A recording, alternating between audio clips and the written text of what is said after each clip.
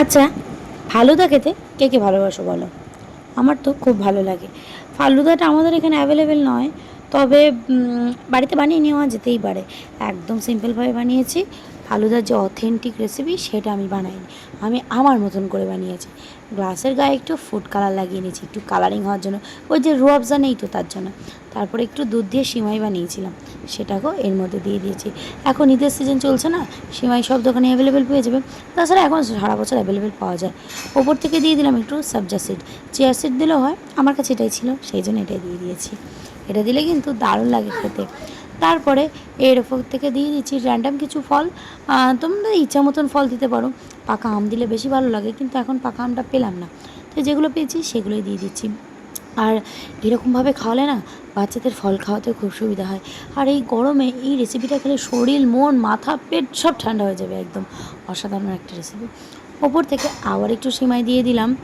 আর এটা না হালকা হালকা মিষ্টি বেশি ভালো লাগে, গাঢ় মিষ্টি একদম ভালো লাগে না। আর তোমরা অতি অবশ্যই এর মধ্যে আইসক্রিম দেবে। আমি কিন্তু আইসক্রিমটা স্কিপ করেছি, যেহেতু বাড়িতে বাচ্চা কাচ্চা আছে তার জন্য। আবার একটু সবজা সিড দিলাম। এবার ওপর থেকে দিয়ে দিচ্ছি একদম নর্মাল টেম্পারেচারে দুধ।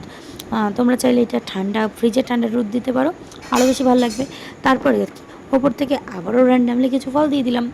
এরকমভাবে পেটটাও ভরবে, শরীরটাও ভালো লাগবে, আর ওই যে ফল খাওয়ানো হয়ে যাবে।